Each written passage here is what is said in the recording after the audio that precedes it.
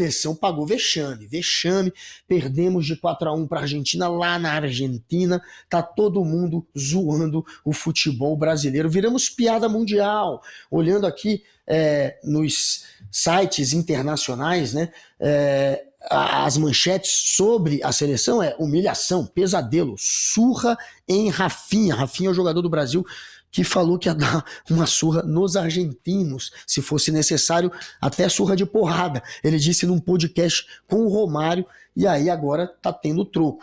Surra no Rafinha, uma surra em campo. Então, seleção brasileira sendo comparada aos argentinos, estão dizendo que a gente tem que aprender com o nosso maior rival. E aí, pai, foi vergonhoso. Você já acompanhou muito futebol, você já foi para a Copa do Mundo, você tem histórias boas aí né, com futebol. Eu imagino que tenha, né? Ou não? Não, veja, eu acompanho as Copas do Mundo e acompanho o futebol em geral, mas acompanho as Copas do Mundo. Pelo menos não se espantem, não se aterrorizem, desde 1958. 1958, estou falando lá da metade do século passado.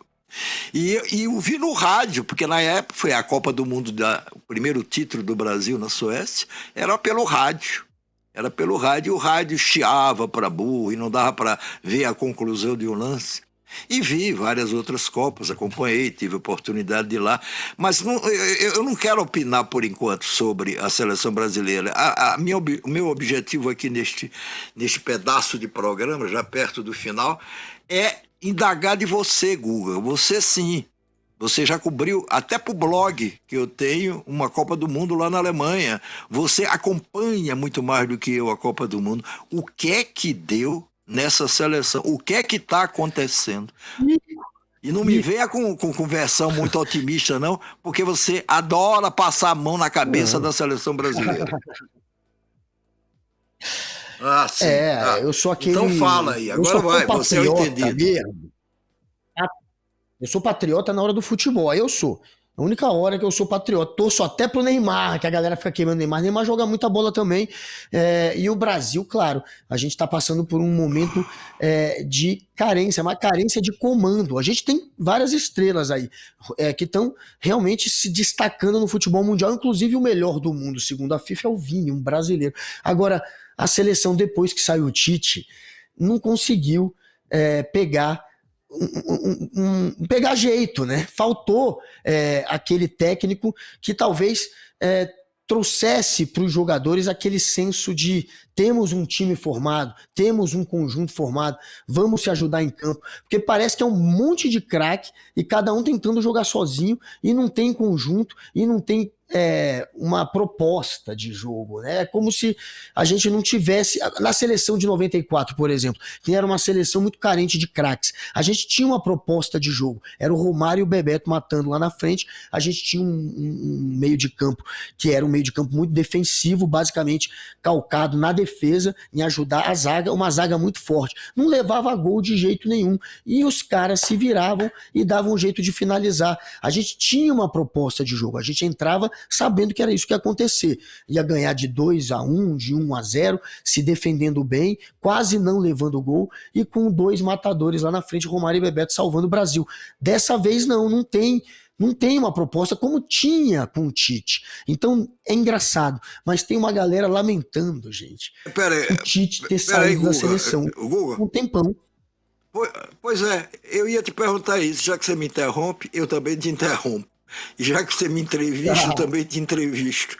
Vem cá, você está com saudade do Tite? Você acha que a seleção na mão do Tite e o desempenho que ela teve com o Tite como comandante da seleção foi um bom desempenho? Tá vendo como é que é a coisa? Na perspectiva de hoje, com um olhar retrospectivo, não tem como não reconhecer que o Tite, ele soube criar o que a gente não tem hoje, que é uma proposta, que é um time que sabe o que vai fazer em campo, que é um time que tem uma estratégia e que sabe que tem que seguir aquela estratégia, não é cada hora chama um, fica testando toda hora um jogador novo e não tem um plano de jogo, porque não tem nenhum time sequer formado. Você só forma um plano quando você já tem uma base, uma estrutura formada. E aí você treina aquilo, e aí você acredita naquilo e segue naquela estratégia. E não tem. O Brasil não tem isso. Falta. Então a gente de novo começa a lamentar com o Tite. A gente teve. O Tite quase não perdeu o jogo nas eliminatórias. O Tite chegou na Copa passada com moral. Pô, o Brasil estava bem, estava melhor que a Argentina, supostamente, que foi a campeã. Perdemos nos pênaltis, não foi nem perdendo o jogo, para a Croácia. Então, o Tite agora, com a seleção pagando esses vexames, começa a ter a imagem, de certa maneira, restaurada. Era melhor ter um Tite do que ter esses que estão se apresentando como possíveis técnicos, ou esse que foi colocado agora, ou o que era do Fluminense que foi colocado antes. A não ser que a gente consiga o técnico do Real Madrid, o italiano, o Ancelotti. Aí ia ser lindo. De novo começam a ventilar essa possibilidade, mas o futebol do Brasil é uma bagunça. Então, É uma zona. Tem muita corrupção. Eu não sei se ele vai querer se meter nessa treta. O Lancelotti não vai entrar nessa fria, não vai. Daqui a pouco, Guga, com essas considerações que você está fazendo aí, você vai ter saudade até do Filipão. Não do Filipão lá da Copa do Mundo, da última Copa que o Brasil ganhou, mas o Filipão dos 7-1. Daqui a pouco você só falta adular o Filipão por conta disso. Eu quero saber o seguinte: temos um elenco? Temos ou não temos um bom elenco? Temos ou não temos um bom elenco? Jogadores excepcionais, entre os melhores do mundo. Claro. E aí você está passando a mão na cabecinha dos jogadores. Você está jogando a culpa toda no técnico. É isso que você está fazendo. Agora eu quero saber se esse técnico vai... Você acha que ele vai continuar... Você me responda. Ele vai...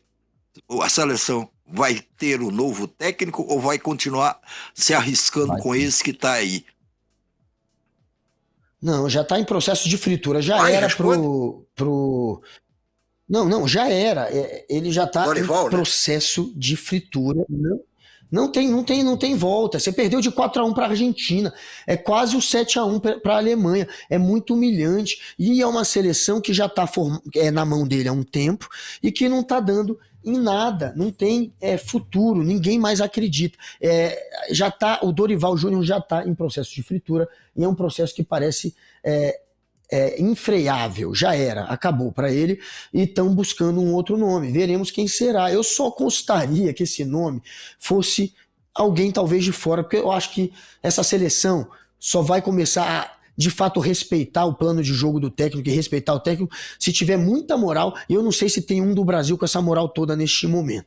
Então, tragam de fato um medalhão aí do futebol, porque senão já era. E no Blasão, estamos na reta final, já era também nosso programa que vai acabar logo mais, só que a gente tem que também responder os haters, falar na cara dos haters. Então sobe a vinheta, Camila, vamos terminar